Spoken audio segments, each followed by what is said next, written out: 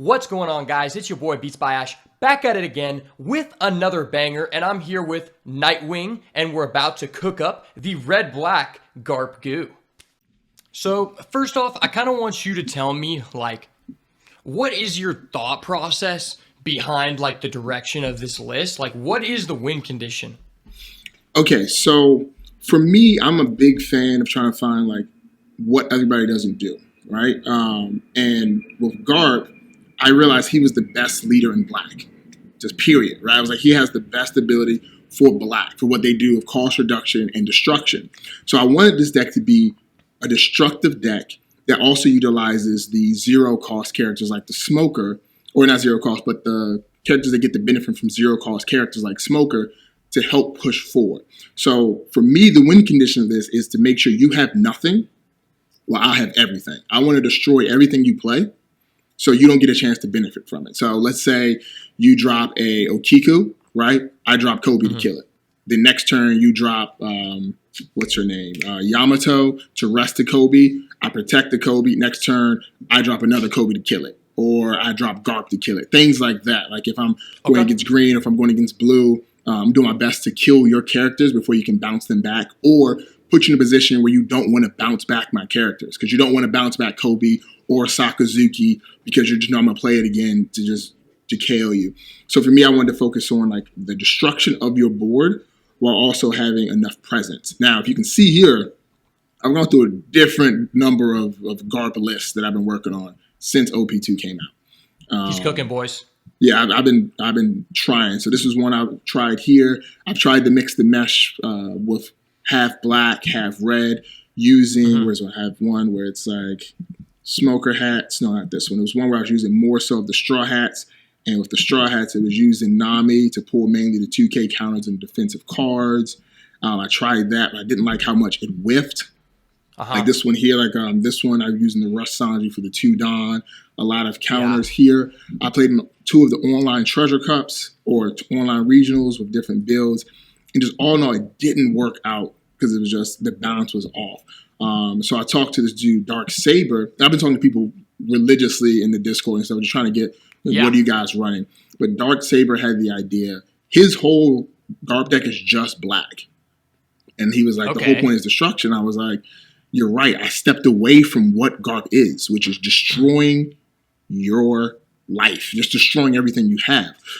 So let me... I 100% agree with that. So this is the main list that you're thinking about taking to the Arlington Arlington Treasure Cup? Yeah, this is the deck right here. I tested out yesterday at a locals. I had only 3 of her, and I had 3 of these. But when this came in handy, it did beautifully. And it was great during the tournament. But then I did some practices after that. After a buddy was like, yo, this is too many. 3 of this is too many. It's garbage. Every time I drew it, it was garbage. So I went back to the 2 cost VV because I wanted to have something if I need to go against red or just put a character on board, drop her, drop Bart. Dark Saber, you going first or second with this list? So for me, it depends on who I'm going against. That's what I think about. If I'm going against, Kinemon, I want to go second. So his first turn, he can't drop Okiku the first turn. Right? I want to be able to get my 2 cost Garp on the field before he drops Okiku. That way he's like, I don't want to play Okiku because he's going to Garp it because I can just destroy everything. And if I'm going against red, I want to go first to get the first swing in because I don't want them to start getting momentum. I don't want them to get the momentum. And also I don't want them to get the white beard. I want them to be on 8 Dom while I'm on 9 and then do it that way. So it all depends on who I'm going against. But for me, I try and play whatever. Because First off, let me ask you, what do you think is the biggest disadvantage of using a 4-life leader? So OP1 I ran Zoro, just Zoro, and then switched over to Luffy. But also I think the biggest disadvantage of the 4-life is just the 1 less life. That's the big part. So you have to run more defensive cards than someone that's running, let's say Zoro or Whitebeard or any other 5 or 6. You have to have more defensive cards to defend that 1 extra life. But I think that becomes a mindset people get into where it's like, I need to have a lot of defense to defend this 1 life. When it's honestly just 1 life. And if you could just make it work, it'll work. I want to make you think a little bit here. Now, I hear a lot of people give that answer, and I want you to think about that. The reason why there are certain two-color leaders that are actually showing, more success than others, specifically Law. And basically what Law is doing that other two-color leaders may not be doing, such as Garp, is the biggest disadvantage is not actually having one less life. It's actually the fact that because you have one less life, you are going to be seeing one less card throughout the game than the other person.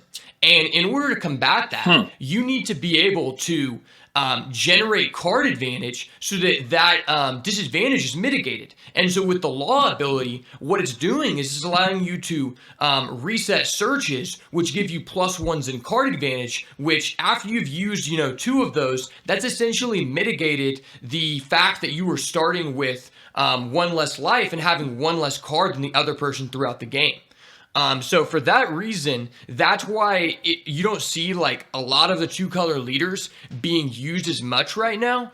And I think personally, like when I look at this leader, I honestly just think that you need to be using for Edward Newgate. Now, I know like a lot of people are not going to necessarily agree with that, but my thought process is if you were playing a 4-life leader that uses Edward Newgate, since you are essentially stunning the guy from attacking you on that turn, it's essentially mitigating the fact that you have 4 life, and I think that is very important. And on top of that, in this deck, we need 2 primary roles of cards when we're thinking about deck building. We need our cards that actually give us an advantage for putting Dawn under characters, and then we also need payoffs. Now, the problem with Garp right now is I think he has a very strong ability going forward into the longevity of the game, but I don't think there are as many cards in the current pool that allow us to just generate advantage by using abilities that attach stuff, such as like Brook. Being able to use the Brook ability, like if it wasn't a 2K, maybe you had better stats, you might be more incentivized to just play that, attach your Dawn, trigger your Garp, like, that always feels amazing. Right. But in general, there's not many cards like that. And like, I think Edward Newgate fills like multiple roles in the deck. Number one, it makes it to where the turn that we lock the other guy out from attacking us, then we're essentially partially mitigating the fact we have 4 life. And secondly, it gives us a reason to attach Dawn onto something, which then allows us to gain advantage from our payoffs, such as our Sakazuki or our Kobe. And on top of that, I personally consider this the most oppressive card in the game. It's really just kind of warping the entire meta around it, and I think that having this in your deck is very valuable, because the problem with the Garp leader ability, like you were saying, it's one of the most impressive abilities in set 2, but the biggest problem with it is that the other meta decks are utilizing a bomb that is 8-drop or higher. If you're not going against a red deck, you're going against a person who's using an 8-cost Odin, and either or, you're not going to be able to target Odin or 9-cost character with your leader ability, and that's just really unfortunate, because our deck is looking to gain as much value from our leader ability as possible in order to pay for that disadvantage of having 4 life. And for that reason, I think Edward Newgate helps us in that scenario as well, because we can actually use that character to threaten their big drops that our leader doesn't necessarily answer on their own. Okay. What do you think about that? No. So the Newgate Eddie, he's been in and out the deck since the beginning. Yeah. Because I got 3 alternate arts, so I was like, I got to run 3 of them. I mean, I have to. So, dude, you have to. I have to, right? I pulled them all, so I got to run them. So I've run versions with him, like in the very beginning, my online regional, I ran it with him in it. It was cool, but then I felt like he was a brick a lot of times, because it's like my thought process is I'm at a crossroads when I get him, right? So when I get Edward, it's I have 9 Dawn, right? 9 or 10 Dawn. Yeah. If I drop him, that's the entire turn. Depending on where I'm at in the game, dropping him puts me at a big disadvantage, because I gain the +2 for my leader, but now I can't destroy anything else. Like I can't drop a Kobe to destroy. I'm not attaching Don to do anything else. So if I play him and my opponent's board state is pretty powerful, I'm down bad. Yeah, I agree with you. And that's why in order to make that work, you need to be protecting your life. Like, obviously, if you're at 1 or less life, then you just can't drop that because you don't have priority to. Because like you're saying, the guy can just push through your board. But we have so many destruction effects that really we should be able to access that. And on top of that, I'm going to be honest, if you have back-to-back 9-drop character against any person in the game, that's just the most busted thing you can do right now. Like, that's honestly just so unfair. Like, the fact that you can just do that is just literally stupid. Like, I dropped 3 in a row. Even talk about that. I dropped 3 in a row, and this one guy still lost. I was like 1, 2, and just because his board state was so unlucky. Yeah, his board state was just a better position. But to go back to like the destroying the 8 and 9 calls, yeah, honestly, I don't find it too hard with Garp, and I say that because like I played last week because I have a shop, so I have a game store, so I host locals there so I can play. So there, I went against a buddy of mine, E-Man. He dropped 2 Whitebeards in a row, and I killed them both with Garp. Right, like that was I prioritized killing them because I would drop, Suru or maybe even Tashigi, and I just added Ice Age, which makes it way easier. But obviously, it's a brick if I don't need it, but when I need it, I need it. So I'm thinking of more like Round Table was in my Luffy and Zoro deck of just a 1-of because that's the 1-of for this one. Plus has a trigger and it's only a 1 cost. But I do find like destroying 8 and 9 costs to be a lot easier than folks usually like would see it because Kuzan, they kill Kuzan quickly. But being able to drop Grandma here and then Young Lady here for a quick, like just drop down. Like if I can just drop you down quick. And sometimes I used to run Great Eruption. I just started running that one in a test. Yeah. Because it does the -2 and I get to draw 1 for that draw power you were talking about. Because that's the one thing I never thought about was I'm at 1 less life, so I get 1 less card to hand. It never crossed my mind that's the case. And I can see that now. Yeah, no matter what build you go with, you need to have that as your purpose. And when I'm saying like it's difficult for you to like kill your 9-drop, I want to make this clear. I'm not necessarily saying that's impossible, but the way that you're killing the 9-drop is not exclusive to Garp. The way that you're killing it, you could just be using Smoker and just be using the black cards, and it's not really giving me a clear incentive that you should be playing this leader. You know what I'm saying? Because it's like, at that point, I could have just been having 1 more life and just used my black cards to, directly just answer their 9-drop. So in that position, like, that's another reason why I want to run the 9-drop. It's just such an unfair card, and if we're not using both colors in our pool to our advantage, then I just do not think it's worth it to use this leader.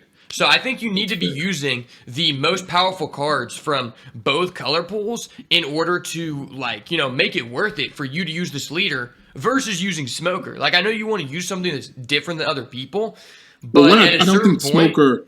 Honestly, I think Smoker's ability is kind of trash. It is. But he's at 5 life, and he has access to all of the black cards that you can remove. It's just a mid ability. The only reason that is a viable person is because the card quality is so high that you could just use any leader ability.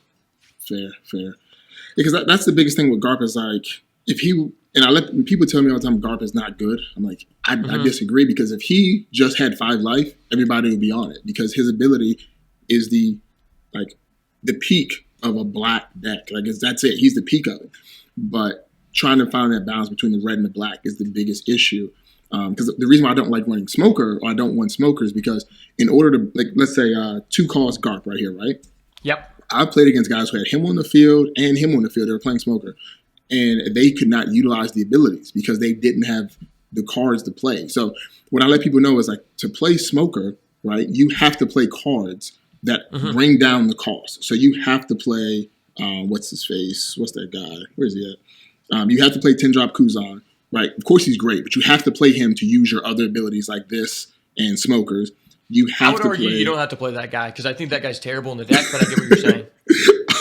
But like they got to play like what's it, like Hell Nepo, like they have to play. Maybe they got to play modifiers in order. Right, they have to play those. But with Garp as the leader, I don't have to. I can just take the same 3. So let's say you have 6 cost character and I need to Kobe it, right? And I have 6 Don. I take 3 Don, put it under my leader, My leader's now 8,000, swing to your life, attack your life, drop Kobe, kill your character, done. Versus having to play him for 2, bring it down to 3. Now, of course, you would get the body on board for next round. Yeah. But instead of having to go with play him, bring this down, and then do all this stuff, I can do it all with Garp.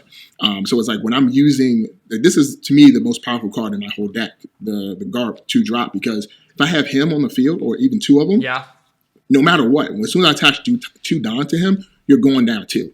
So at that point, whatever little small characters you put, down 2. If you put a 5-drop, down. Anything that's 7 or less, I'm getting touched. Like, you're getting touched with him. And that's the thing where it's like, now you have to start thinking what you're going to play versus just a straight smoker deck where you have to play modifiers, which limits your Don usage. So it's like, for me, this is him. I get what you're saying. Yeah. I honestly, that is a good card, but I want you to also be thinking about that it's honestly not safe to slam that card in the early game. It's not. It's not. It's just like, you're only ever going to play that on turn 1 if you're on the draw versus Whitebeard, because versus Zoro, the guy could use a Vista effect, and then you just lost a 2K. Since we're at 4 life, we need more defensive cards, and we need to protect our characters in order to actually generate advantage. Similarly to green, if the guy doesn't have an Okiku, he has a Cat Viper and he taps it, or a discount Yamato, and he doesn't even have to invest any Dawn into his leader. So I really don't even you honestly could just play the deck with a different 2K and get very similar results. Like, I think the effect is good, but I would not put all of my desire into playing this. And another thing about this list that you have, I think that a big problem with it, and some of the ones that you showed me, is a lot of people are teetering back and forth between going first and going second. And I think that just completely screws you going both directions, because when you go first and then you just have so many 4-drops, and then it's just like, okay, dang, well, now my curve isn't as optimal as it could be. Sure. Whereas if my deck was entirely directed to go first or entirely directed to go second. So another reason why I want you to play 9-drop is because I think that it's so much more beneficial for the person who goes first in this meta than second. And a lot of the black cards do benefit you for going second, but you can't go second versus a Zoro person anyway, because you don't want them to get in that early advantage. You would rather go first. And I think that you need to play for Newgate, and I think you should also be playing 2 to 3 of the 5-drop smoker, because that is one of the biggest payoffs in our deck, because you can just attach Dawn to him and swing in for a double attack, because it almost just guarantees you're going to make one of their guys 0, and that card is insane. On the play, that card is just going to allow you to push through so much,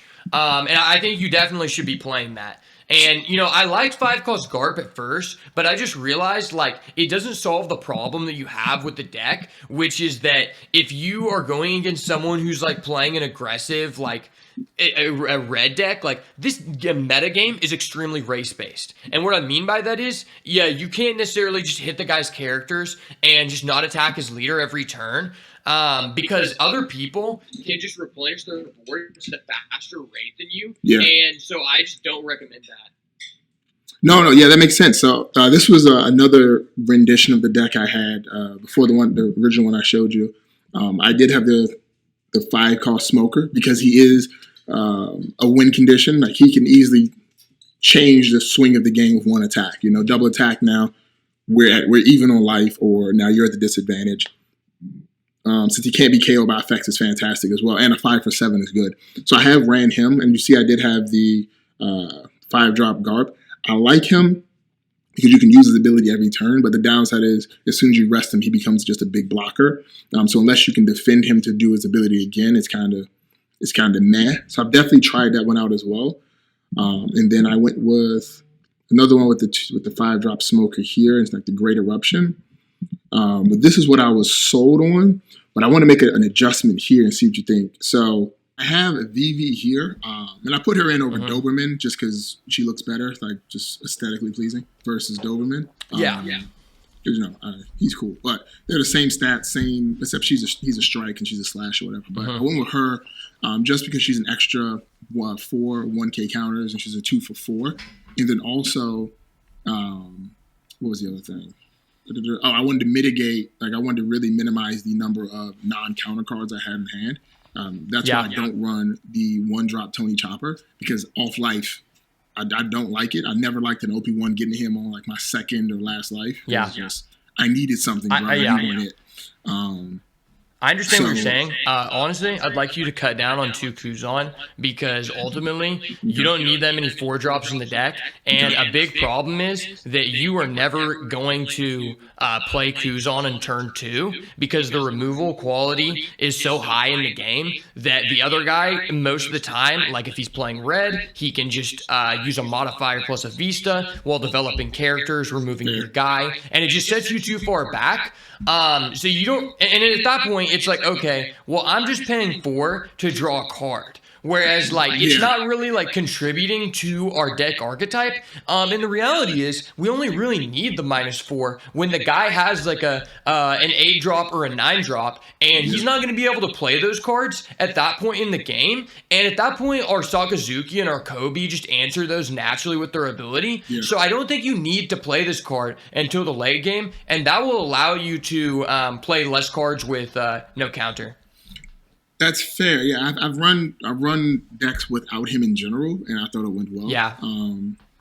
No, I understand like how you could play 0 or 2. I think 2 is a good number because of the meta. Because everyone plays 9-drop character, it allows you to easily answer that threat without having to commit additional resources, because you could play this guy on 3 or 4, and then he drops character, and then you attack, modify it, you Sakazuki, and then you're just, you know, threatening his life while developing another body, and it becomes very hard for the other guy to come back at that point.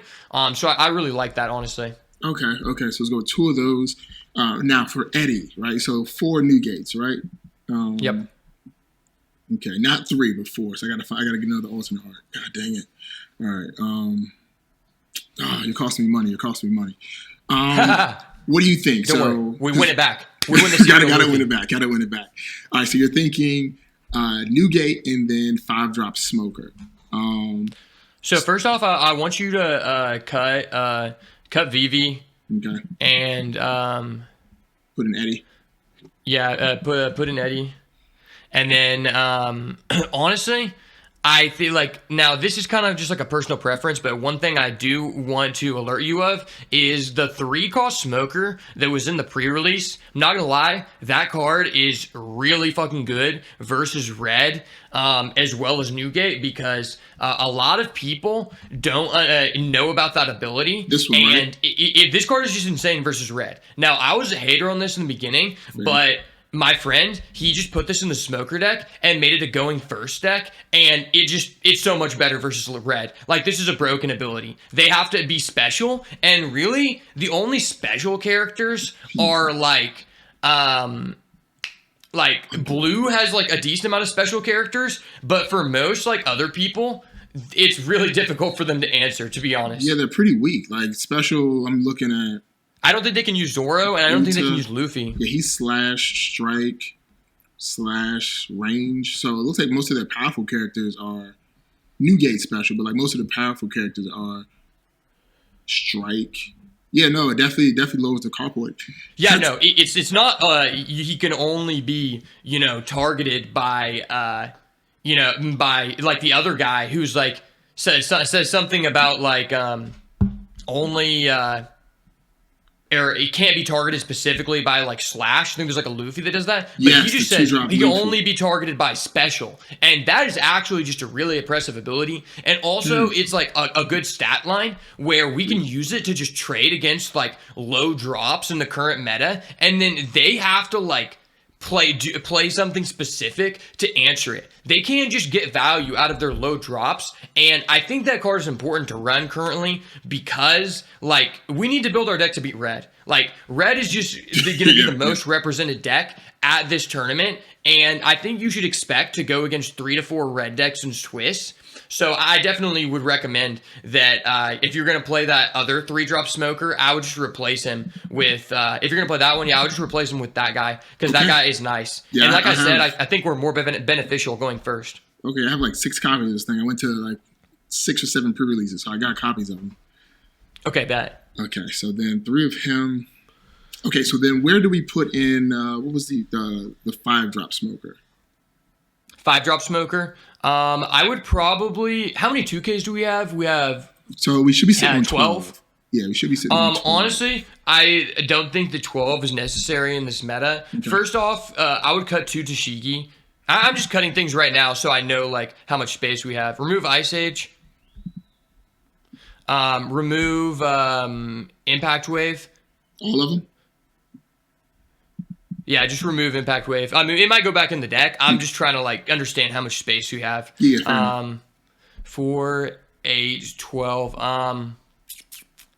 Honestly, the thing is you don't really need Bart and you don't really need Rosinante. So, I don't know. I kind of was letting you talk, but when you were talking about like, you know, the value of 5-cost Garp, I recognize that as a strong card too. And you kind of touched on this, that if you put it on the board and you can protect it, it's really broken. That's why people who play Smoker and play that version, they play like max 2-cost blockers. Okay. But in my opinion, blockers are not very good right now because there are so many Vista effects in the game where the guy can remove your blocker and at the same time generate a body, just giving him a +1. Yeah. And since our deck can't put that many characters on the board at one time and replenish as fast as other strategies, low-cost blockers just have a depreciating value in this meta.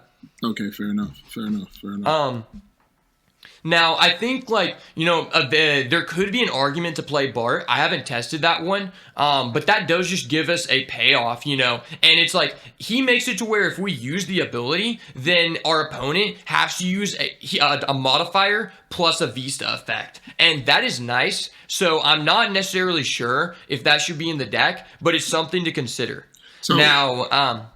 Go ahead. No, so with Bart, like my thought process with Bart, and I've told with him since the very beginning, like OP1 was, he's a blocker. The odds of me attacking with him are slim, but when the time does come and I need that body, if I put 3 Dom under him, he's at 5. And at the time I was running Zoro, so just putting 2 Dom, making him 5 was easy.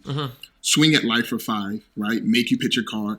Now he's in defense, right? Now you want to still attack him because he is a blocker. Because usually people want to attack blockers when they're defenseless, because they pick who destroys the blocker. But now my opponent's to swing at it with 5 or more. Yeah. So then they're like, oh, wow. Or you just forget that it's 5 at 5,000 now. You swing with 2,000 or 3,000, whatever, thinking it's going to be sweet. And then it's like, oh, he's 5,000. Now you're like, oh, I wasted it.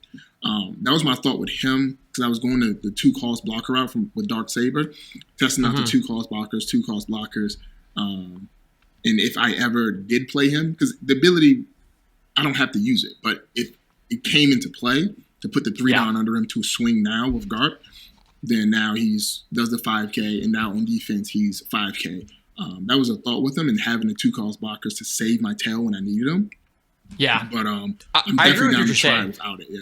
It's not always like something you need, but it's more of the fact that we're going to get into situations where we need to use our leader ability in order to modify something on board to use one of our removal effects. And at that point, we might as well gain an advantage with it, since we weren't going to gain any advantage at all with it. So, like, you know, from that standpoint, I think it makes sense, but I'm not completely like sold on it either way. Fair enough.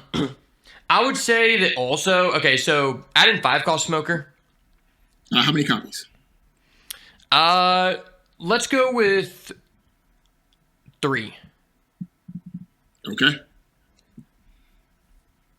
Okay, so now you have 4, 3, okay. Where's the other guy?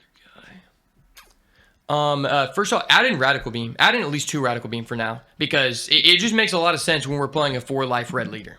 Fair enough.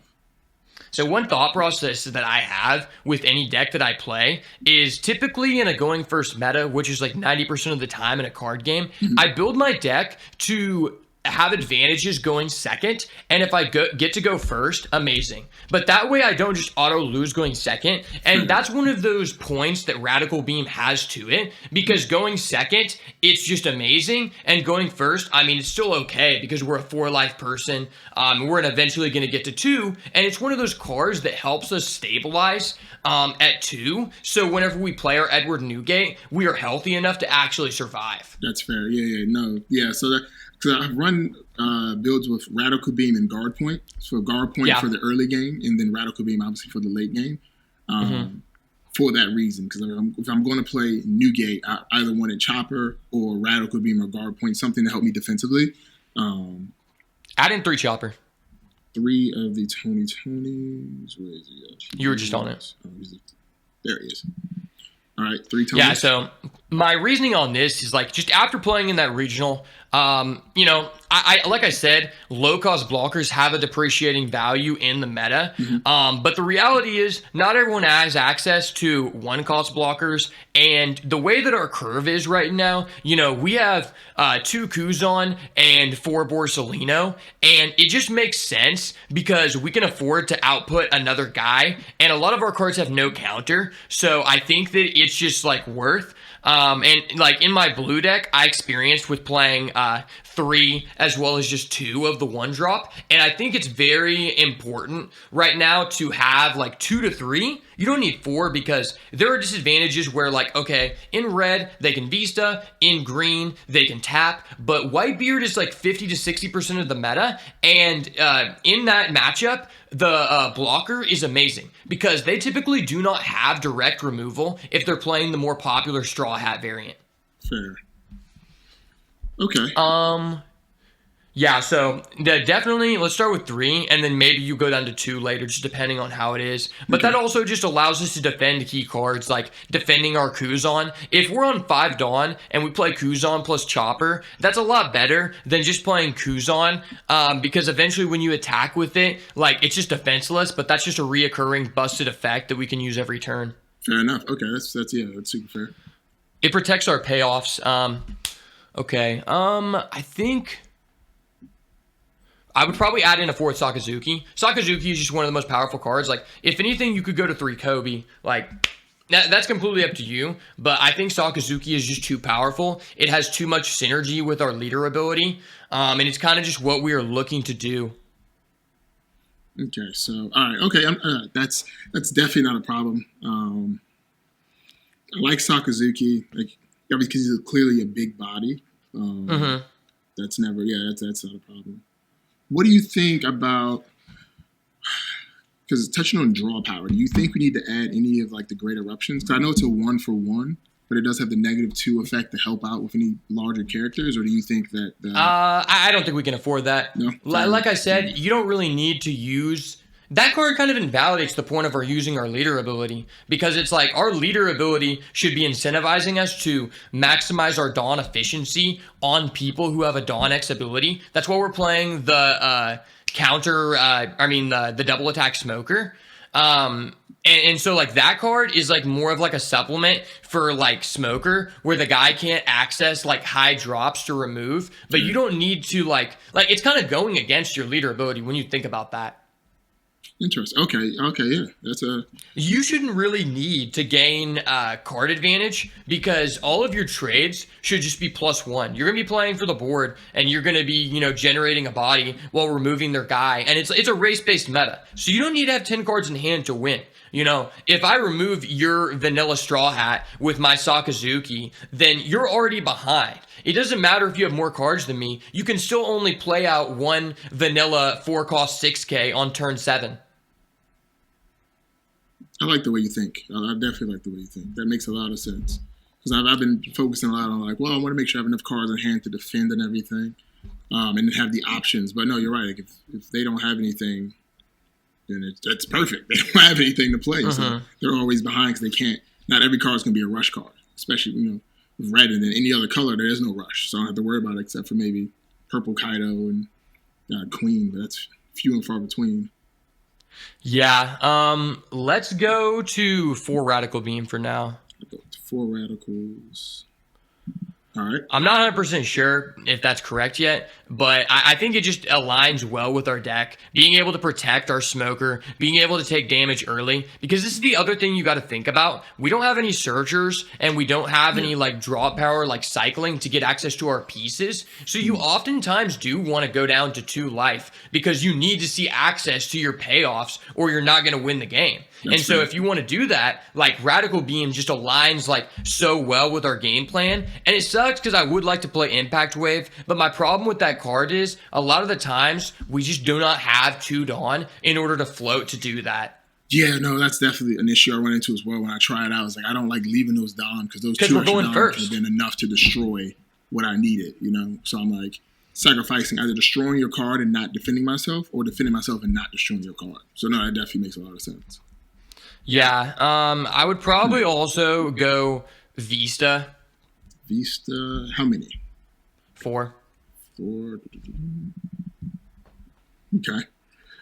Now, this is kind of like one of those things where it's like, you could go for like Robin, and I'm not necessarily sure if this is 100% correct, but the reason why I like Vista is because the reason I would play Robin is just because we could go Nami package, but I don't think there's good enough good Straw Hat cards for us to warrant putting them in the deck in order to do that. Because if we were going to play Nami, I would want you to run at least 16 Straw Hat cards, and I don't think we can warrant that. So that's where I feel like the Vista is probably just like more correct, because a big disadvantage of this deck is that versus like the more aggressive like aggro strategies, because we have a lot of high cost characters, we can't necessarily like create as much of a board presence in the early game as them. And the Vista just accomplishes 2 things. If the guy plays out a Nami on turn 1, then we answer it, and then also our Vista trades with a Makino, which is like a 2-for-1 in a lot of situations. Or maybe they Makino tap their Sunny Kun, hit for 6 or 7, and then you use your Vista to pop their Sunny Kun, and then you kill their Makino with your leader. Like, it just allows us to make up for not having like early board presence, and it aligns well with our curve. Okay, yeah, no, I've definitely tried the Nico Robin with the Straw Hat package and everything. Because let me save this real quick. Let me see. Garp beats by Ash. I'm gonna save this so we still have 1 to put in, but I want to show you. Buddy of mine, Phil, that comes to my tournaments, he got top like 32 on both of the online regionals. And with this deck? Buddy of his, no, not with this deck. No. He used Zoro. I was like, what the fuck? How did he used Zoro. He used Zoro. But he was helping me come up with something. I think him and a buddy of his who got like top 8. This is what they came up with. And it was cool. I just never. Now, this is just another one of those things where it's like, okay, number one, if you're playing Edward Newgate, there's literally no reason for you to go second, because if you play it on 10 instead of 9, you're going to be at 1 less life than if you stabilize on curve on 9. Right. And that just conflicts with the fact that this list just has 4 Kuzan, 4 Borsalino, 4 Sakazuki. Like, this list looks like you want to go second, but then you're also playing Robin, which also conflicts. So you're just like going half in on both like sides of the equation, and I just don't see how you could win with this.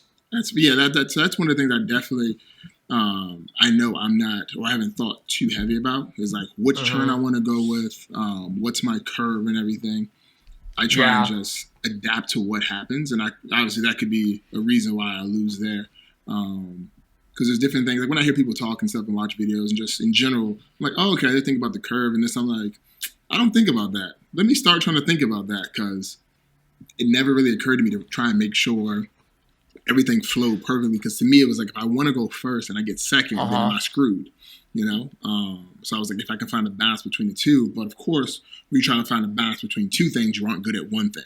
So then you end up in a situation of, you're kind of good at 100%. So that's one of the things I was thinking about. Okay, so how many 2Ks do we have? We have 10. So right now we're sitting on 4 of her, 8. Yep, 10. Okay. So I definitely would like to remove I don't think you need as many great eruptions. You're either going to play 3 or 2 because we have a Vista, so we can answer stuff in the early game. And in the late game, we don't necessarily need this card as much because we have 4 Kobe, 4 Sakazuki. So, like, I mean, yeah, this card is good, but, like, it's just going to be excessive because we have a lot of no counter cards. And at the same time, I'm just building the deck against what I'm meta calling you're going to see at the tournament, and this is going to be very different than like if you were like trying to build the deck to like beat green, because I'm building the deck to what I think this is going to be good against. Number one, the 5-drop Smoker just straight up blows out blue, and Doflamingo was basically everywhere in the top tables, and if you summon this card against them on the play, you just automatically win. So I think that card is just too OP, and likewise in the Whitebeard matchup, it's pretty dirty because if they're playing Strawbeard, which I would just assume that they are from the get-go because it's what most people do, and you have that, their goal is to block all damage that they take in the early game because optimally, they would like to play 9-cost character with the highest amount of life possible, and so if you successfully hit a double attack, you basically just win the game because they're never going to have priority to play 9-cost character because you're just going to have a big unit and just put 10 on it and punch them in the face. Okay, that makes a lot of sense. I've been trying to figure out like, why would people that play Whitebeard not want to take those cheap hits to get their life early. In my head, I was like, well, the first thought is they don't want to take the life too early because they don't have their win condition in hand. And then they don't want to rush through it too quickly, and now they're at 0 life, and I'm still at 4 or 5. So you have to gather. Why is he dropping 2K counters to stop these attacks? Isn't this what he wants? But then I realized maybe it's not. Like, because I'm thinking you should save all your 2Ks or whatever to the end, but I was like, well, you have to gather information about that because, number one, you got to assess, do you think the guy is good? If you think the guy's like somewhat competitive and that's where it becomes kind of hard, then, and he starts using 2Ks to like block in the early game, then he's probably on Strawbeard. And at that point, I'm trying to pressure his health total as much as possible for higher numbers, like hit for 9 with my double attack Smoker to try to get him down to 1 or 0 by the time he's on 9 or 10. That way he doesn't feel comfortable playing the 9-drop because while we can answer it, we don't have any, there's no direct answers to that card in the game. Every single card that answers that is a 2-card thing, and it's just setting us back from pressuring him another turn, which is what he wants, because he could just keep chaining those together, and that's irritating. So if we can pressure him down to 1 or 0 before he does that, that's amazing. But at the same time, if you attack for a base number at the beginning of the game, and he takes it, then that just tells you he's on Stage Beard. And at that point, it's not as impactful for you to do damage to him. You can just trade with his units, because the way you win with Stage Beard is you keep all of your stuff untapped, and you wait until you have Stage on board to go for one final push. So in that scenario, you don't even need to allocate Dawn to attack the leader because he's always going to go to 0 and he won't be playing 9-cost character. So there's no incentive for you to rush. You just want to try to kill his Marcos. If he plays those before he's within the life threshold to trigger the effect, remove that. And, you know, his vanillas, if he has those, that's like the best thing that you can do, honestly. Okay. That makes a lot of sense. Honestly, I think that it makes a lot of sense here for us to play Mass Deuce as a 2K. You know, it was funny. I was actually thinking about him today. I was like, what if I played Deuce? I played 3 of them or 2? Because we have one more spot left. Honestly, I think this is a list where, I mean, it's kind of, this is where it's going to kind of divert. Like, maybe you could play 4 or 5 cost Smoker, but we'll just have to test that. I would like to put, so I'd like to have 12 2Ks in the deck, or how many 2Ks do we have? So let me see, 8, yeah, we have 9, 12. 10, 11. We're at 12 now, yeah. Number one, I don't think you need to play Tashigi. I would rather have Mass Deuce or Brook over Tashigi. Okay, our modifiers are not that important because if we're not using our leader as a modifier, then why are we even playing the leader? Yeah, no, I just had her and then the grandma in there for those larger characters to get them down in range.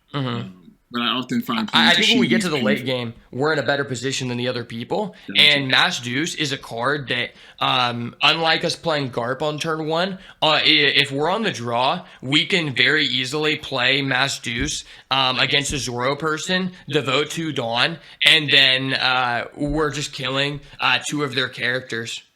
Yeah, that's fair. Knock out a Nami, take out a Curly the Dan, that kind of stuff. That's fair. No, Curly's yeah. But yeah, I see what you mean. 4, 8, 12. Honestly, okay. So I would probably remove. I want to put 2 Zoro in the deck, honestly. Rush Zoro or the Star Zoro? Rush Zoro. So here's my quick question about Zoro.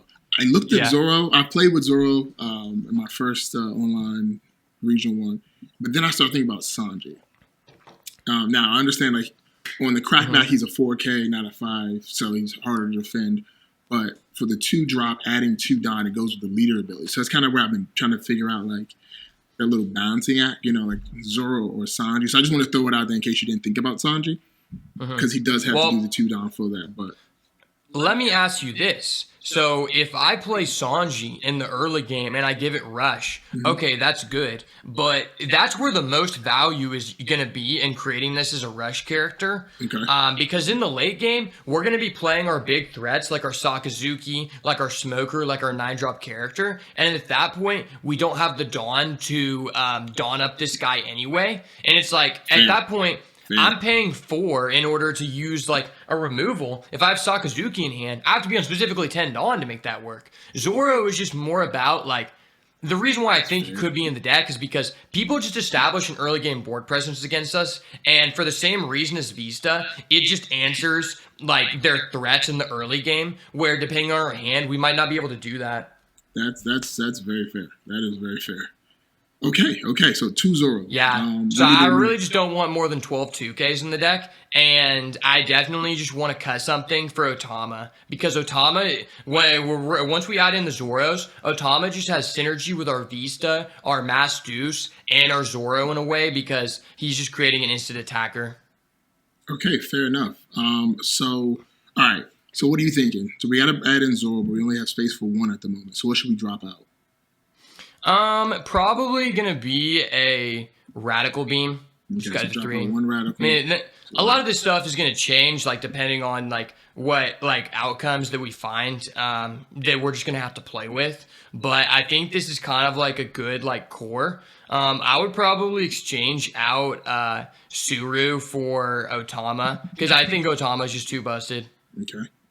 Now, if you want, you could also convince me that you could like remove like a certain amount of Mass Deuce and play Suru or something like that. Because definitely in terms of value, it's going to go Otama, then Garp, then Mass Deuce. But I think Otama just belongs in the deck. It just aligns with what we're doing. We have our Edward Newgate pop, we have our Vista pop, our Mass Deuce pop, our Zoro threatens an early character. No, I'm cool with testing this one out. I'm iffy about 4 Deuce. I'm thinking maybe 2 Deuce, 2 Surus, but I do want to try it your way. I mean, that's fine. You can do that.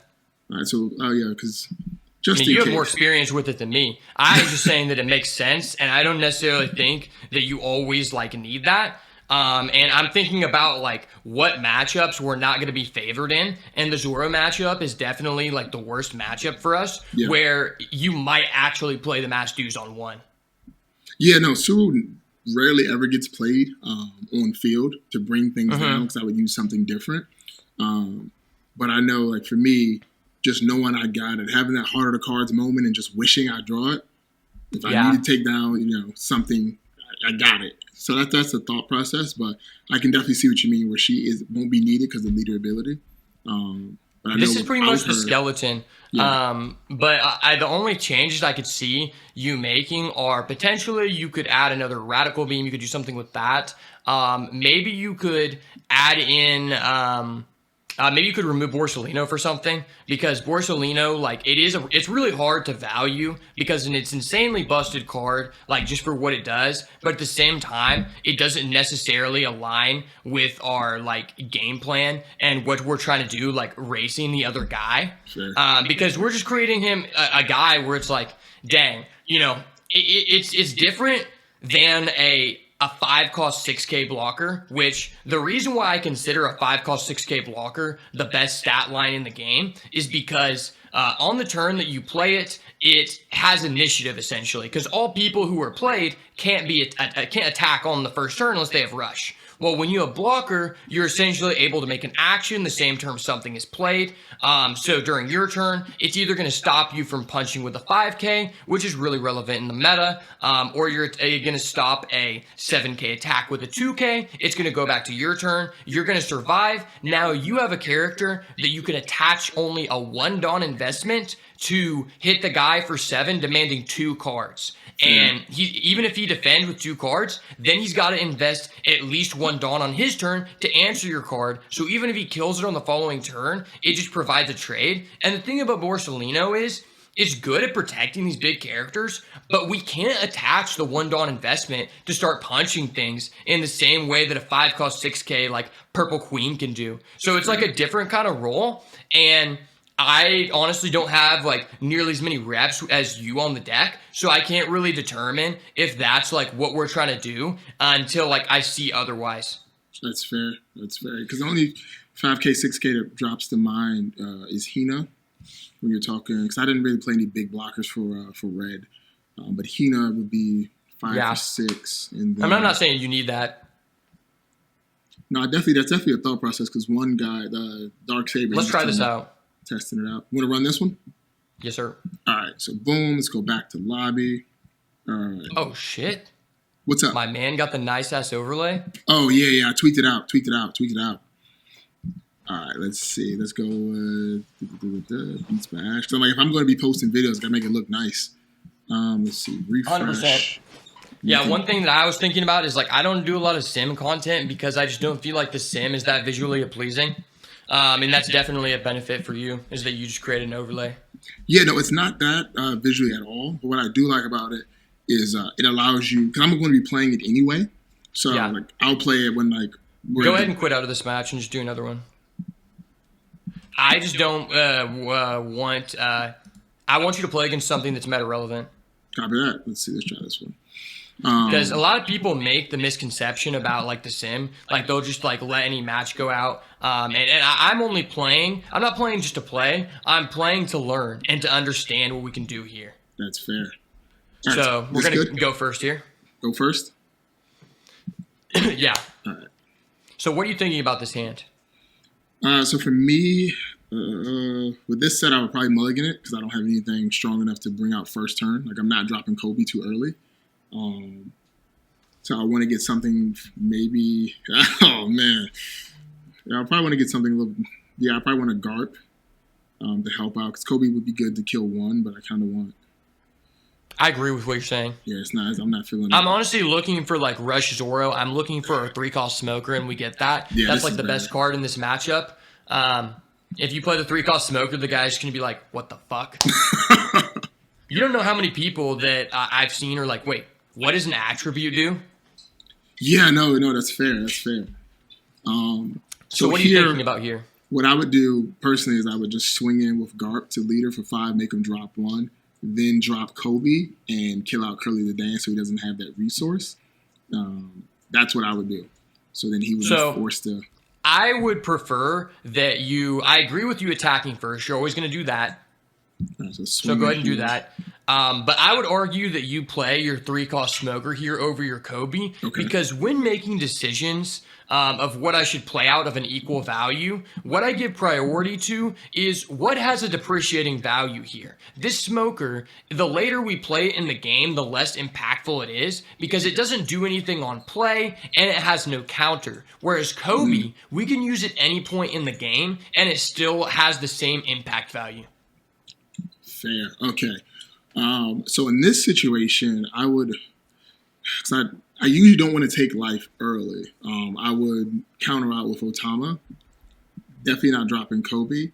I can see maybe taking a life now. You're going to take it here. Now, there are a couple indicators. Number 1, I mentioned to you before, it's very valuable for us to go down to 2 because we do indeed have a we have Radical Beam, which is going to allow us to stabilize, and we also have 9-drop Character, which is going to allow us to stabilize. So it's not like the biggest negative for us. Fair. Okay.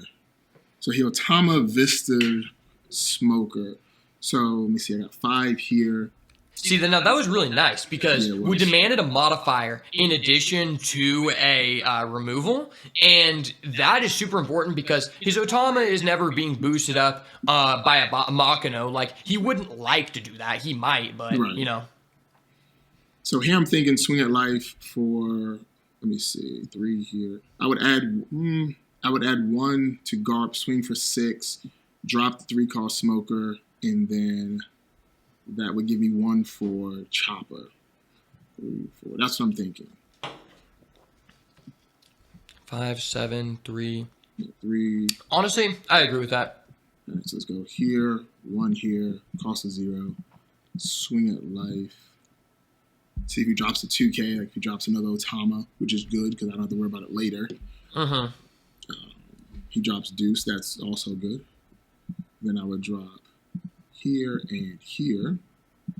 And then see, this is where one of those situations where it's like really nice that you have the Chopper and that you didn't play it right away because we're just fishing out removal effects, and at a certain point he's not going to be able to play certain key drops he wants to play. Like he couldn't technically rush Luffy plus Vista. You know, he couldn't remove your Chopper and play a rush Luffy and put a Dawn on his leader in the same turn, and we're just causing him to choose between what he needs to do here. I will say there was a little bit of an argument for you to potentially play the Kobe, popping one of his 3Ks, and maybe you just discard the Smoker, just because he's kind of putting a lot of pressure on you. Yes. But it was honestly just debatable. It's like whether you think he's going to be able to apply as much pressure or not. Fair enough. So what do you think here? Do you think I take or ditch the Otama for it? So he has Ford on here? Yeah. What are you thinking about doing? So I would... let me see. For this, I would take that one. The next hit, I would probably counter out with Otama, and then the last one, possibly Otama, or use Tony. You should be thinking about the fact that he could be representing a Zoro here, and then he's punching you for 7. Fair. So you think what? Take it? You're going to take one, block one, and then use the 2K. I think, yeah, you can take this one. The thing about Chopper and 1-drops in general, now here in this situation, I would probably block with Chopper. Block with Chopper in case he tries to drop something to kill it. Fair enough. See, I like to, in this meta, I prioritize using chumps early, because if not, let's say you don't block there, he punishes you with a Visa, attaches 1 to his Dadan, and then hits you for 5. So then here, we're definitely looking at... Yeah, here I wouldn't want to take any more life, so... I'd probably discard Kobe. Kobe? All right. Yeah, I think the 2Ks are just too valuable at this point in the game. All right, so we drop Kobe. Yeah, now at this point we can discard an Otama. Yeah, so that was really beneficial that we did that. Let's see, we're at 7. Okay, so... Here's a 5, no active. Definitely thinking about we have to start destroying some of these characters. So, okay, so first off, look at his trash and evaluate how many 2Ks he's used. He has no Otama on board. He has a Deuce. Okay, so he's used 2. What did he search off of his Curly? His Curly was a pickup for... Where we at? Jeez Louise, when do you do this thing? That's what I hate about the sim. It should just pop up a picture of what he searched. It's so irritating. Let's see. Curly, deploy Curly, Otama. He took Otama with it. Okay, so we have no information on his hand. Yeah, because he used the Otama here, yeah. So, yep. I would swing Smoker into Vista to get rid of that for sure. And then that would still be free here. Oh, no, let me see. So this is my first thought process about answering this field. Number 1, I need to remove Zoro 100% this turn, because if I don't, then he's able to attack with it without making any investments, whereas the other people, he has to make an investment with, so if they live, like, okay, But I definitely want to hit his Zoro for 7. And I got to think about I'm leaving 1 up for Radical Beam so I can stay alive here. I'm always using 3 from our Zoro. So we have 4 allocated. We have 3 to play with. So technically here, we could go for a 7, a 5, and a 6. Okay. Now... Yeah, I think you just attach 2 to your smoker and punch a Zoro for 7. And then let's just go to here. So swing here for 7. Okay. Sweet. Okay, that was amazing for us. Now we can use our leader to attack his one of his 3s. Just raw. It doesn't really matter here. Right, so yeah, just go 5 on 3. Just gonna demand 2 cards. If he protects this, he's not going to protect it because he didn't protect his Zoro. But if he did, it would be super beneficial. And even if he protected his Zoro, that's still super beneficial because we can still put down our Zoro last. And that's very important about the sequence here, is because he doesn't know we have that card. So he doesn't know how many attacks we have. So if he did invest Dawn to protect his Zoro and we still killed it, he just discarded additional resources for no reason. Okay, so then what are you thinking? Drop Zoro now, swinging at Curly? Yep. Okay, so Zoro for Curly. He's obviously not going to defend it again. And then I have 2. So then, personally, I would drop Garp. And then feeling like he would only have 1 attack available, even though that would drop me out of Dawn. I would use Garp. Because if he did want to use a removal, he would prioritize getting rid of Garp over Zoro or trying to get rid of Smoker. That's what I'm thinking. I personally wouldn't play Garp here. I would just pass. Okay. Number 1, because we need to protect both of our characters. And more importantly, I'm thinking about next turn, we are not going to be able to use the ability because we're playing 9-drop character every time. So we're not going to be able to use the ability for 2 turns. And at that point, we have a 9-drop on the board that can kill something 3k or less. And we still have 2 characters, hopefully, because we have a Rad Beam. So we don't really need that removal effect. It's kind of just putting you at a disadvantage if the guy does like have multiple rush characters. That's fair. That's fair. He goes Otama Vista again now. Didn't see that one coming. But I'm glad it did though, because now it's another set of 2Ks out of his hand and 1K. Yeah. To be honest, if you played the Garp, I honestly, number 1, you wouldn't be able to Rad Beam, so you would just have 1 2K in hand. He could have 100% just Vista'd your Garp and then punched both your 5Ks, and you probably can't defend because you only have 1 2K. Fair. So we're thinking Radical Beam this one? Or yeah, no. If you Radical Beam this, you 100% live here, so that's amazing. So resolve that. Because even if you invested 2, and no, he can't even invest into his Vista because he played that this turn. Yeah, he has no way to answer that. Ooh. So he's going 4. Ooh. What the fuck? Okay, this guy's insane. Ooh. Wow. I'm discarding both 2Ks. You said dish to 2Ks? Yeah, discard both 2Ks. 100%. I did not see that coming. That is literally insane. This guy's cracked. Wow. Oh, wow. Okay. Well, all right. Okay. So we're obviously dropping. It is time for the man of admirable size. Definitely dropping him. Choosing here. So let's see. Hey, don't declare. Make sure to declare your effects, sir. Declared. Intent was there. Declared. Did you hear about that? Oh yeah. So my buddy. That was happening right next to me. You went to which one? You went to.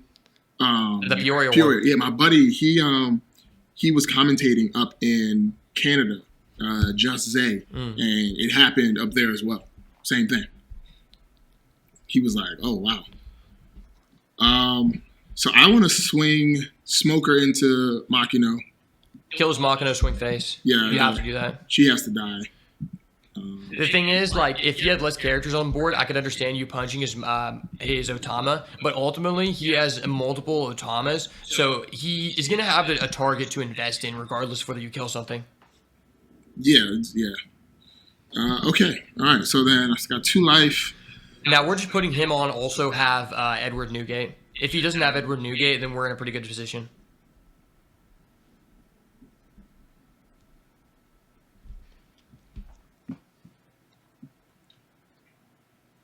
Okay. So was that 1 down on him? Why would he do 1 on? Huh. That's weird. Maybe it's a Because misclick. he's gonna punch your character and test the waters to see if you have a 2K or 1K. Gotcha. I thought it was a misclick that he went to go for Zoro first, and then. I wonder if he knows that he can't kill it with without a special character. No, he can technically because I don't have to Dawn under him. Oh, wow. Okay, that's a Dawn. Yeah, okay. We resolved Okay. that. But yeah, I don't have the Let's Dawn go. under Smoker, so he definitely could All have right, don't killed worry. it. The intent on the ability was clear. He didn't know. Ooh, okay. All right, so I'm gonna just let this Sure. one go. Obviously, I have no choice. There's nothing you can do. Okay, that's amazing. The fact you have I honestly, like, depending on how many of this leader you're expecting to see, I would completely understand if you wanted to bump up Rad Beam, because Rad Beam just seems super impactful protecting your characters in this matchup. All right, we go again with this. Okay. Makino to... okay, The so he's at cheese. 5. Oh. I'm a bit worried. He still has a decent number of Dawn to... No, he can't do anything. See, now this is one of those situations where you really just have to value. You have to attach a value to like what you're getting from this game, because this guy just did inappropriate sequences, and I'm not expecting to go against this level of person. Because ideally, if he was smart, he would have attacked your character on board first for 5 before you had additional cards in hand. Oh, yeah, that's GG. Oh, nope, I get that one. So, no blocker. Mass Deuce was a savior. Second Edward Newgate clearboard. I wish. All right. All right, so what are you thinking? I'm thinking... To be honest, I don't think there's really any way you can win this, because he has 1 card, so maybe you can. So, number 1, we have to remove his Zoro. We have to remove as many characters as possible. Yeah. And we can Sakazuki on his Zoro. Then we have 4 left to play. He has 1 card in hand, so hitting for 7 kills something. Our Edward Newgate kills his Brook, attacks one of his 3Ks. Our Smoker attacks his 3K. Our leader attacks his Makino, and we just clear all 5 units. Yeah. Obviously, the biggest issue is him just donning everything up and then just swinging heavy, which is... Well, we'll kill everything. He'll be left with nothing. Don't play your Sakazuki first, because we don't want him to know how much Dawn we have left to play. Okay, so you're thinking start with Whitebeard, 2 Dawn attach, kill. Yeah, 2 Dawn attach. Let's attack his Vista and kill his Brook. Okay, so boop. So attack Vista, kill Brook. All right. Okay, now in this situation, we have 8 Dawn left, so we can play our Sakazuki for 6. We have 2 left. We have to attach 1 on, or we have to hold 1 for our Radical Beam. So we'll discard our Smoker, pop his Zoro. I would have liked to have seen you do that first, but it doesn't really matter because he can't counter out of it. So use one of your 2 attacks to threaten each of his characters. Just attack both of his characters with your character and leader. Yep, and then should I attack now? Yeah, just go swing in here. All right, dang. I guess he does just have confirmed game because he can just stack 10 on his leader. I didn't think about that. My bad. That's my... He got me on that one. He has it. Yep, there it is. No blocker, Radical Beam, GG's. Honestly, go back to the deck real quick, though.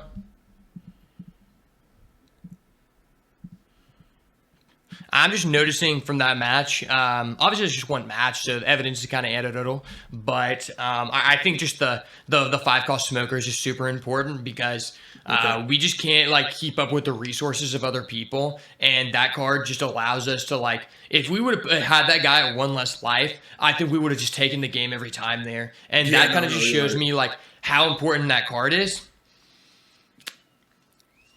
And I would also say like, the Zoro, it felt a lot better than I thought it would be. Yeah, no, Zoro, like that's always my thing when I was playing Red is having that, like you can't calculate what your opponent's going to do if you're going against Red. You know what I mean? Because like, you don't know if they have, what rush cards they have, what they don't. So if you see 5 Dawn, you may think it's going to be, you know, a freaking Luffy. Or if you see 4 and 3, you're like, okay, it could be Sanji and Zoro. So it messes up all the math you try and do. anticipating what attack you're taking in, and that's all. That's always a thing. And I will say, when I played on the online ones, dropping Zoro and dropping Rush Luffy caught my opponents off guard every time. Like Rush Luffy was a win condition for the ones that I did win. I wanted to play Rush Luffy in the deck, but it's just like it feels like it's too high of an investment to like play other win con cards. That's my only problem with it. And like honestly, the smoker that's special, I think the card is really good. It's just the guy did just have a Vista on curve, which is the one answer to the card.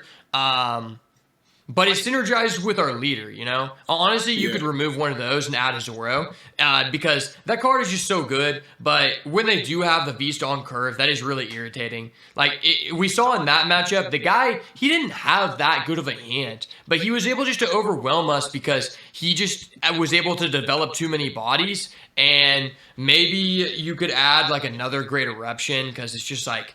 Dang, it's just everyone you're going to go against is going to be able to output like that, and you need to be able to answer people's threats. You know, that was the reason why I had the 3-drop smoker, 3 for 4, that can't be KO'd, just for like vistas and having to deal with anything from the purple side.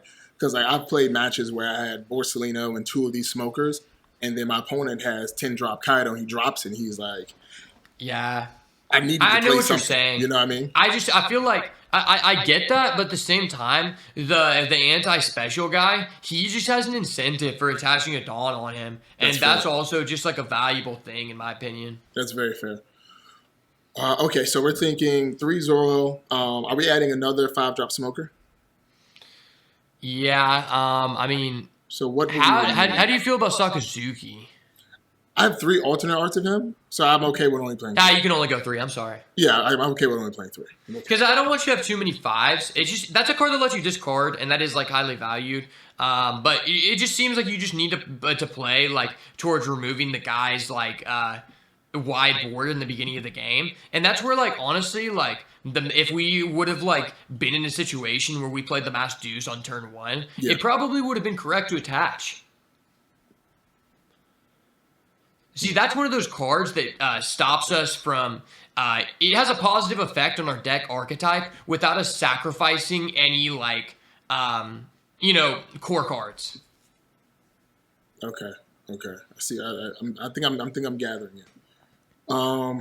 So you said Great Eruption, right? Or Meteor Volcano, right? Yeah, Meteor. I'm retarded. Meteor Volcano. So, what if I drop out Suru and put in Meteor Volcano?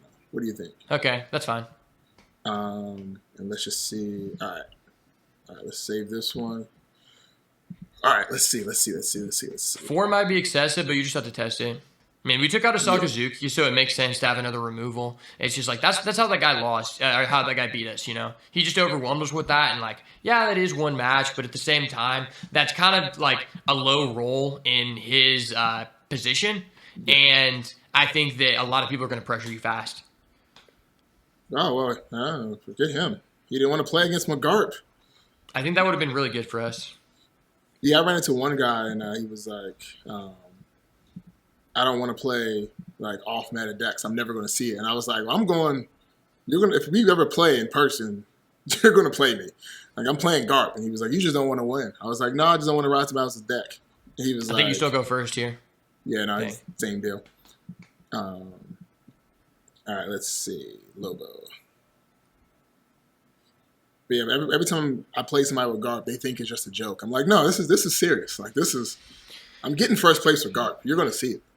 Like, you're going to see you can win, goddamn, for sure. It's locked in. Boom. Yeah, like, they're going to see it on a deck list coming to you. You're going to see Garp. They're going to be like, this does not compute. And I'm going to be like, yeah, I know it doesn't. I think it's really good versus Dofi. Like, just the ability to destroy so much stuff sends people like just into issues. They're just like, how do you keep destroying everything, like, every turn? Yeah, I mean, my big problem with the deck is just that it's just not well versed to go against Red Zoro, and I think that's just the most like popular. Yeah, it's so many. Are you not going to run another one? Let me see. Back to the screen share. Yeah, it's just so many buys I have to deal with against Red Zoro. It's insane. That's what I'm saying. And that's where it's like difficult to play the color black in general, because that's the deficiency you have versus when you're playing Smoker. Like my friend, he only plays Smoker, and like it's good. And that's why I was saying he put that card in that says anti-special, and that card's nice.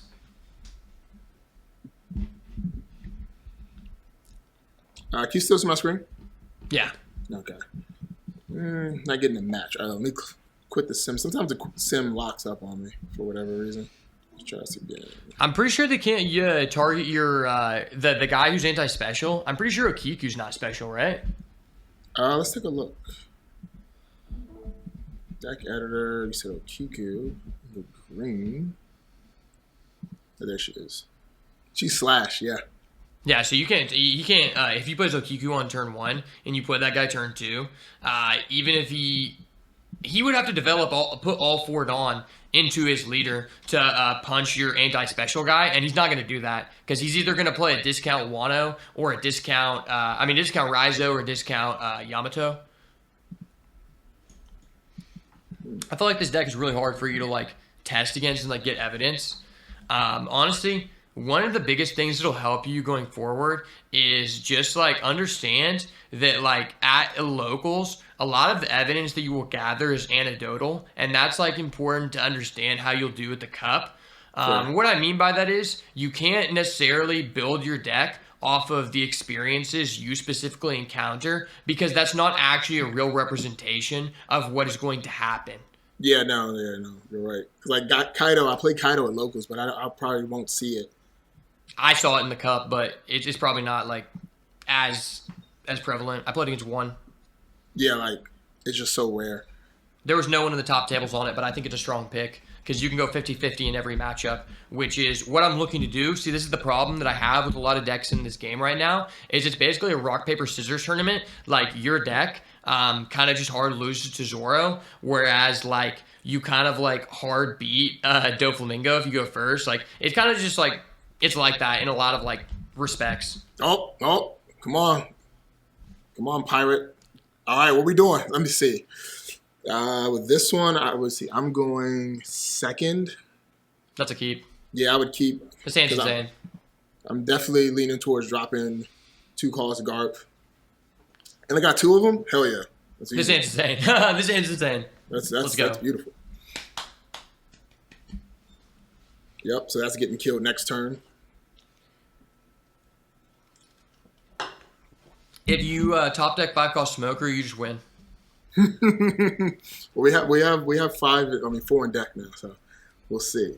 All right, swings for 5. What do you think? Take or no? What do you think? Normally, I would probably Otama out of it, but I can see the benefit of getting that card in the hand, like you've been talking about, because that could be 5-cost Smoker. The 2Ks are so important to you. It could be a 5-cost Smoker. It could be a 9-cost. All right, that's not bad. Yeah, it's pretty good. We need to accumulate cards, especially when you have a Radical Beam. You can go to 2 very like easily. Yeah, because Radical Beam, since he's going to be attacking with his leader every turn for 7, it's very efficient. All right, so here, personally, I would go for Garp ability. So I'll put 2 on Garp and then 1 on leader Garp. Swing at life for 5, kill him, have 6 here. But now, Radical Beam does exist, but I don't want to use it too early. We cannot afford to do that. If you have to choose between developing your board and answering his board, it's always developing, because you got to understand that if you just keep trying to do that, his leader ability will just naturally outvalue you, because he's going to be able to attack and generate a character every turn, and then you're just attacking and removing his guy. So the card that he's going to be summoning was for free. It wasn't even from his hand. It's not even like you're getting a +1. So you can just punch with your leader and then play Borsalino and pass. That's pretty much like all you can do. Okay. Yeah, because I was going to do 1 to leader, swing 6, and then drop 3 smoker. But Borsalino. The Borsalino is actually super nice here because now we're going to be able to block and discard a 2K in response to his leader ability, which will allow us to stay at 3. That's really huge for us. Yeah, no, I didn't even think about that. It makes a lot of sense. Oh, okay. Okay, he's a dirty high roller. I hate Teach. This is a terrible card. Yeesh. If you're watching this video, take that out of your deck. It's a bad card. Free value. So I just block here. That's easy. Free value. Bonus block. Yeah, that's easy. All right, so I'm thinking, let's see. Don't care about Teach. I still want to get rid of this Doflamingo. I would probably drop Kobe, ditch Smoker, get rid of Dofi, and that would still leave me with 3 available. Probably drop Garp again, or maybe Deuce. I'm going to be honest, neither of those effects, I don't know if you know this matchup as well, but neither of those effects are really that relevant. I would prefer you to discard something else than the 3-drop Smoker, and then just play the 3-drop Smoker and the Kobe in the same turn. That way you are generating a natural attacker and a reason for you to use a modifier. Because you're setting yourself up for next turn. You have a guy that you want to attach Dawn onto, which is going to reduce their drop, and then you can take advantage of that off of your Sakazuki. So I think you can probably discard one of your 2Ks with your Kobe. Probably Deuce. Probably Mass Deuce. So what do you think? It doesn't really matter. Swing leader first and see what he does? Yeah. Like just raw dog 5, see what he does? Yep. And then if he doesn't block with Doflamingo, it still dies under Kobe. So then drop Kobe, deploy, use card action, trash the Deuce, kill him, drop Smoker. And now I would probably don't pass. Attack with your Porcelino. Yeah, that's what I was thinking too. Yeah. You have to pressure. Like I said, if you don't pressure, he's gonna outvalue you with his leader. Yeah, buddy went yesterday at the locals. He was like, "I watch your videos and you just don't attack enough with Porcelino." Like he was like, "Swing with Porcelino. They're still gonna attack." I see people do that so much too. Yeah. The other thing we got to think about here is it's just a matter of time before the guy plays Mihawk and bottom decks our Porcelino and just removes all value from it. So I would rather have done a damage with it than not. Yeah, and it's funny because I was like, I thought I was attacking enough with it. He was like, no, attack more. I was like, all right, attack a Porcelino. See, that's why that card is weird, because, like, if that was a 5-drop 6K, then we could just attach 1 Dawn and just punch for 7, demand 2 cards. Yeah, fair. It's like, I don't know if it necessarily aligns with the deck. It's something that you could definitely change. Yeah, I was definitely thinking about Hina as an option, just because on block, she does have the possibility of stopping, another attack. No. Yeah. Okay. That's not bad. He hasn't done his leader ability at all, which is very weird. But I guess his stack wasn't as good as he wanted. Let me see here. Probably take. What do you think? You're going to be 8 next turn, right? Yeah. I probably wouldn't take. Because he's going to start attacking for 7s, and he's going to demand 2 cards from us. So it's worth it for just use a 2K here. Just get rid of a Garp. All right. Because if you don't block this one now, when you block the next one, he would be demanding 2 cards from you because he's hitting for 7 with his leader every time. That's fair. And next turn, I see us. Is Teach special? Yeah, he is special. Fuck Teach. I mean, it's really not that important. The reality is we're going to Dawn someone up next turn to reduce his Dofi to 6, and then we're going to drop our Sakazuki and then kill his Doflamingo. I mean, that's 100% just the angle we're looking to complete on this turn. So you want to drop Sakazuki now to kill Dofi? Yeah. So let's see. I'm thinking, let me see. We need 6. So I have 6. I need to bring him down to a cost of 5. So I'm thinking 1 on Kobe to bring him at 5, swing at life. And then the 1 on Smoker, swing at life for 6. Now he has a special ability. Drop Sakazuki. Well, attack with Garp for 5, then drop Sakazuki to kill Dofi. I agree. I would rather attack for the with the leader first if you're hitting for 5. Attack with the 5s first, then go for the 6, but I like everything you said. Gotcha. All right, so swing 5 here. My biggest concern was always, like, if I don't attack with the character first, I end up with some type of weird trigger that rests the character and bounces it back. The thing is, that is a potential outcome, but we're thinking about what is actually going to happen in this treasure cup for you, and you should not anticipate that someone has a trigger, because I played no triggers, and the guy who topped, he played no triggers. Okay. Don't focus on what can happen. Focus on what if he does have a trigger, he was just a better player. I'm sorry. Boom, boom. Now, this is just dirty. This is an insane tempo play. And then now we're dropping here. I'm thinking getting rid of Vista. Yeah, that's fine. It has depreciating value at this point in the game. And then that's it. 2Ks so I can fend off a 7K swing when he comes through with it. He goes to, oh, wow, he just wasted that one. Oh, let me see, 9. So Mihawk. Okay, it's Mihawk. So me knowing or feeling like it's going to be Mihawk, I would probably want to counter out to keep Kobe on the board. Mm-hmm. Yeah, you probably just discard Borsalino. Yes, I was thinking too. Like I just feel like it's going to be. It's unfortunate, like it's inefficient that you have to do that. But just what he's representing, it does feel like you have to do that. And then I would drop probably Otama or Garp here. Probably drop Garp. Yep. All right. Cool. Okay. But I still have 3 swings now. Mm-hmm. And nothing that needs to be played, so I can really attach Don. Just need to leave 1 available to have 9 Don to play with. Oh, okay, see. So he's 5. So I'd rather go here for 5, 6, 7. Let's see, 3 here. No, I can do 4 here, making that 8, and then 5, 6, 7, 8. And yeah, so I'll probably do 3 swings. No, it would be a 8, 8, 7 is what I'm thinking. And then leave 1 up for Radical Man. 7. Or I can just do 8, 8, 8 and just see how he does. I mean, you're going to do 7, 7, 9, and then that's going to be 2, 2, 3. That's 7, and then you attach the additional 2 to your leader. That's 9, and then you have the 1 for the Rad Beam. Okay, so you're thinking 7, 7, 9. So I'm going 3 on Kobe. Yeah.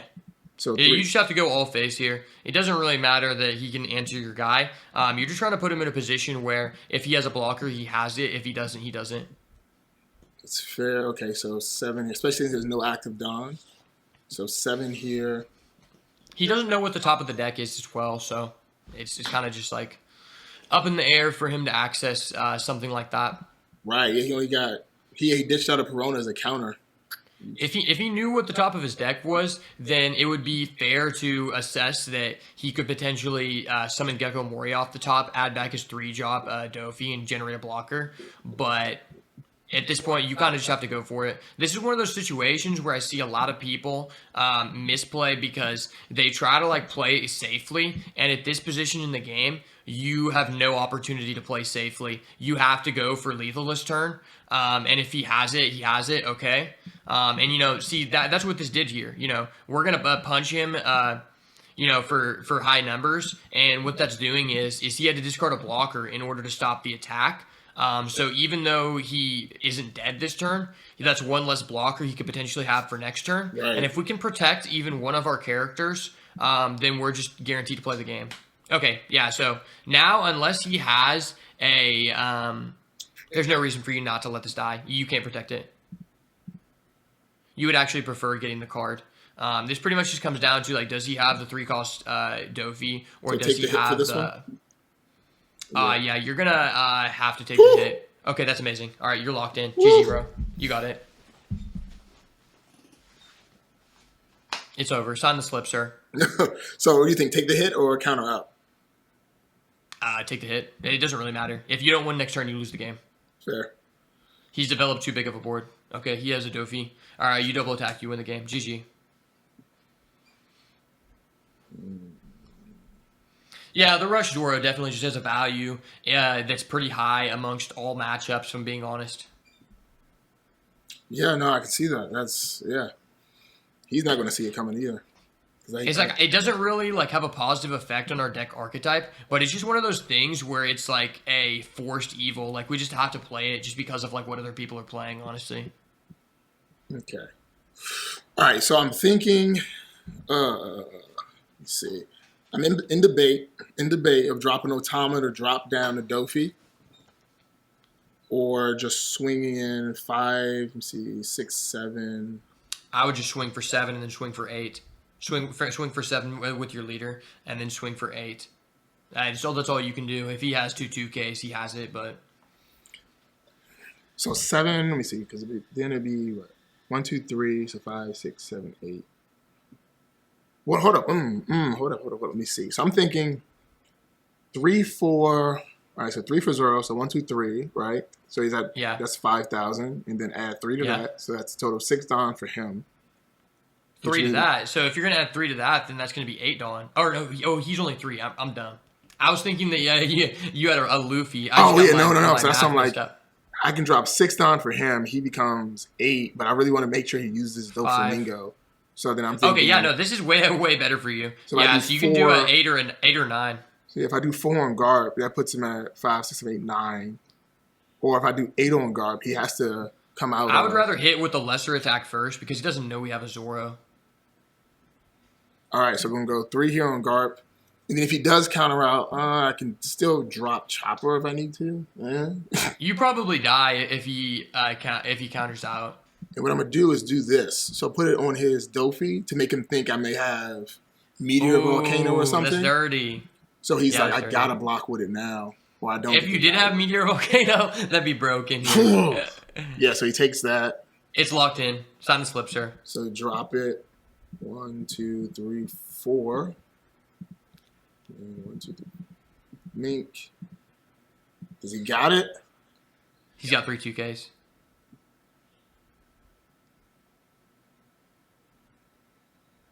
Okay. Let's go. Okay. That's a great way to end this video. Okay. I like it. Yes, sir. All right, let's look at the deck one more time before we end this one. Honestly, what do you feel about could be changed about the deck? I honestly, personally, don't feel like maybe the Borsalino doesn't necessarily have like the correct function in the deck. I think that it's just very important to direct the deck towards being aggressive and taking advantage of removal. I feel like that's just the core direction of the deck. Yeah. You know, and I don't necessarily know that it'd be better to add in the Straw Hat engine, but if you have more space, like you could, it's just you need more cards 100% that just allow you to develop the board in the early game, because that's how people are beating you. They just develop at a faster rate. Yeah. So like if we got rid of Borsalino, like you said, 5 for 6, I would probably switch out Hina to still have the blocker. Yeah, I don't know if you should get rid of him. I'm just saying, like, I could see that. I almost think you need to go for Chopper. Chopper just seems so impactful. Like, even if the guy uses a Vista on it, it seems like there's just so many good things for the guy to Vista in your deck. It's like, if he Vista'd your Chopper, he's not Vistaing your 3-cost Smoker. He's not Vistaing your 4-cost Kuzan. Like, it's just, I think that it's almost like a necessary evil. That's very fair. Because what I'm thinking is, if we ditch Borsalino, right, I would get rid of him as a blocker, right? But then how can I apply more pressure? And I'm heading back to the whole like 2 for 4 Doberman VV thing to apply you can play the another Zoro. Another Zoro. Yeah, I mean, Zoro. If you're trying to apply the body, then you might as well just go Straw Hat engine.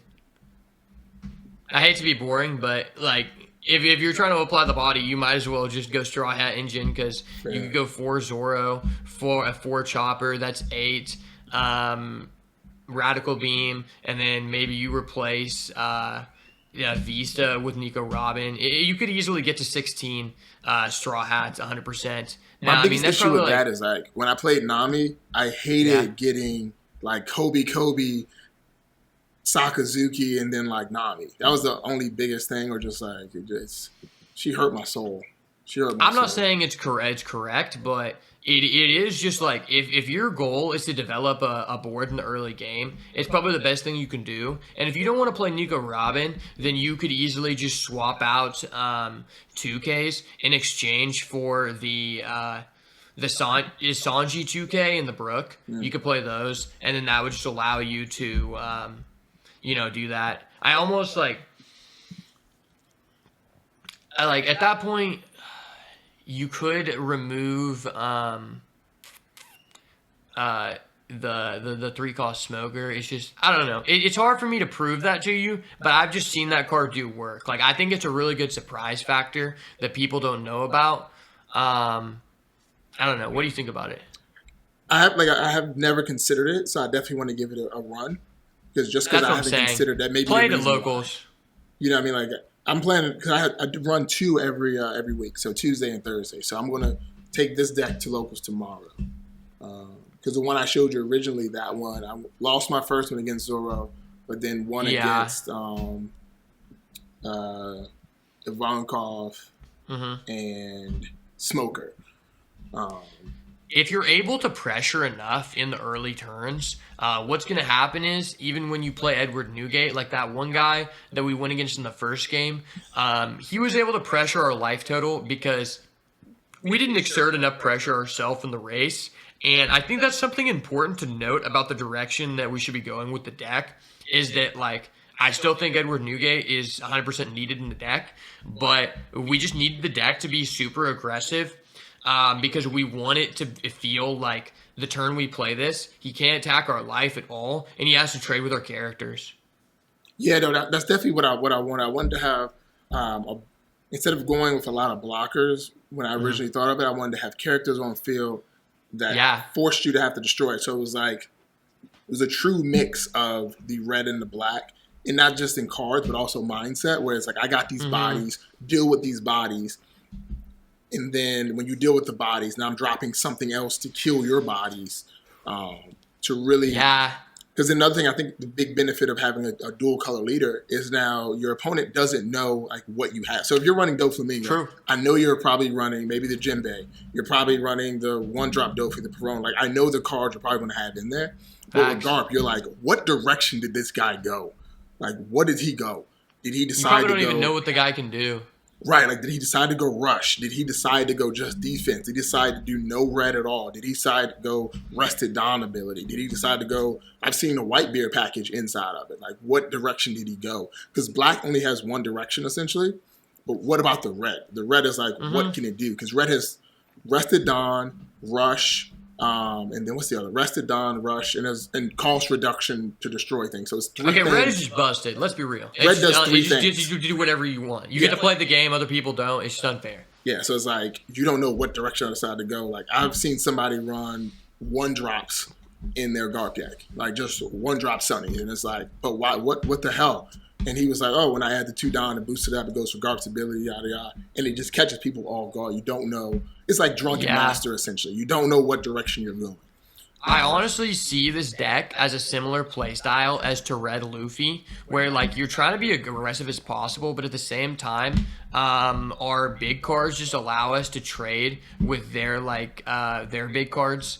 Like, you know, it's very similar to Red Luffy, honestly. Yeah, I'm definitely liking it. I almost would like to see the Nami engine in this deck, just because it's just a guy it's just a guy that gets another guy, you know, and it's like that almost just seems like so important because it just feels like people just rush you the fuck down, man. They do.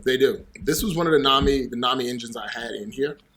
That I tried. I don't think the Borsalino makes sense.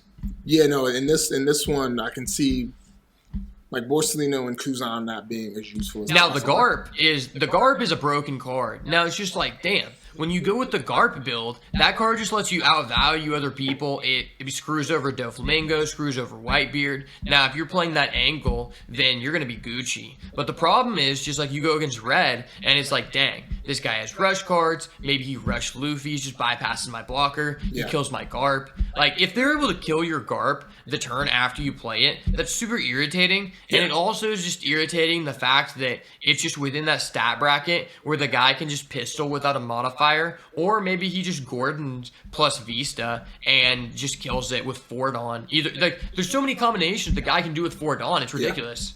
No, yeah, you're definitely right. And that's definitely why I like him and don't like him, because it's like he's easily destroyed, but if he stays on the field, he doubles up on value opposed to Sakazuki in the sense of destruction, you know?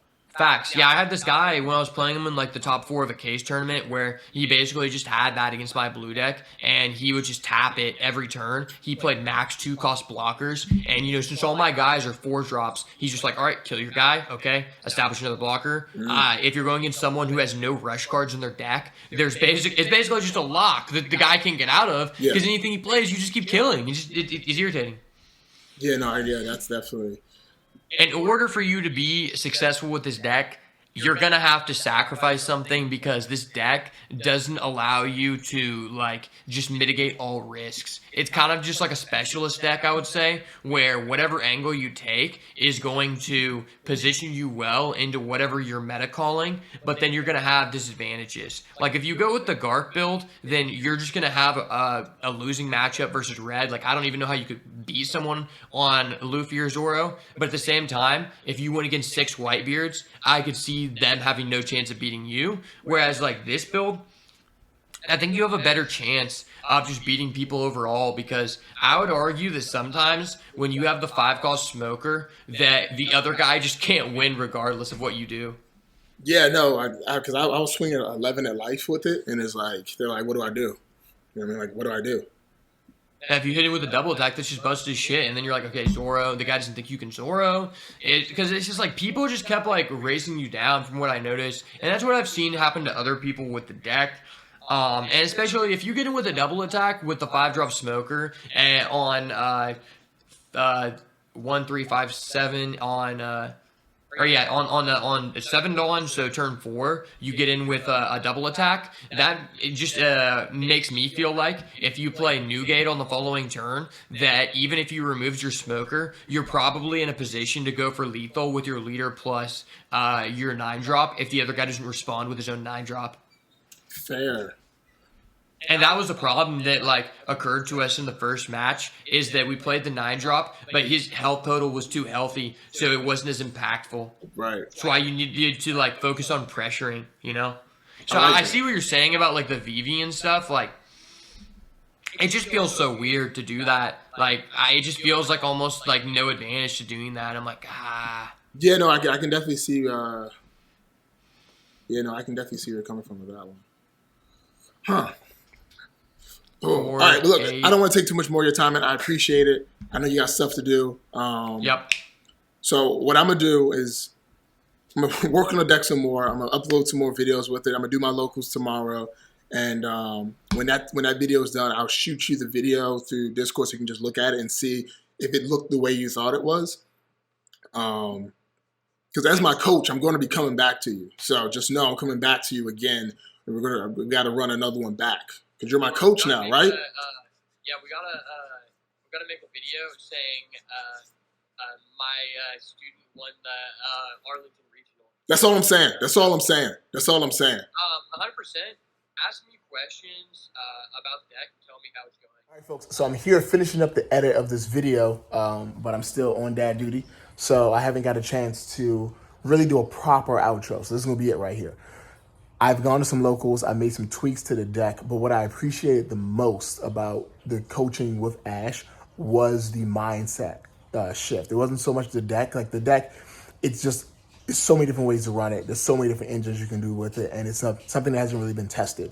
But the mindset of how to play the game a little bit differently, I find the most valuable. You know, before I would go ahead, more family. I would go and lower cost on a character, drop Meteor Volcano to take it out, and then keep moving forward.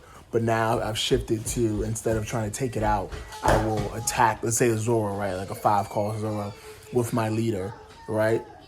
He counters out of it thinking it's easy. I have another character on the field, maybe add 2 Don, 1 Don to it, right? Attack the Zoro for maybe 5 or 6. He counters out, think it's going to be sweet, and I drop Kobe or Meteor Volcano to still kill it. And that was something that Purple did a lot to me in OPO1. Attack the character, I counter out, attack the character, counter, and then drop King to kill it anyway. So that's something I've added into my play style and just thinking about how to form a deck, how to play around things and everything. All right, buddy, here I come. But yeah, so if you are interested in getting coached by Ash, I think it's a very good investment if you're trying to take the game seriously, because it's nice. It's nice. But yeah, do me a solid favor, subscribe to the channel, like this video if you can, go home and tell your mom you love it. See ya.